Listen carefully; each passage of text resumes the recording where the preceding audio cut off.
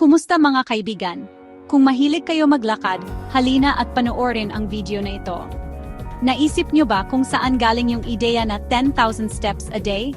Galing po ito sa isang marketing campaign sa Japan noong 1960s. Pero kailangan ba talaga natin ng ganun karaming steps para maging healthy? Ayon sa mga pag-aaral, kahit 7,000 steps lang, malaki na ang maitutulong nito. Ang paglalakad ay nakakatulong para maging healthy ang ating puso, makaiwas sa diabetes, at maging mas masaya pa.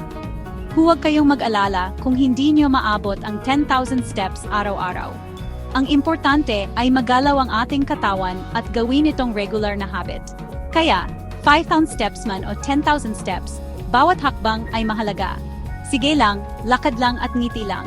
Huwag kalimutang mag-subscribe para sa mas marami pang madadaling health tips. Hanggang sa muli, ingat at maging aktibo.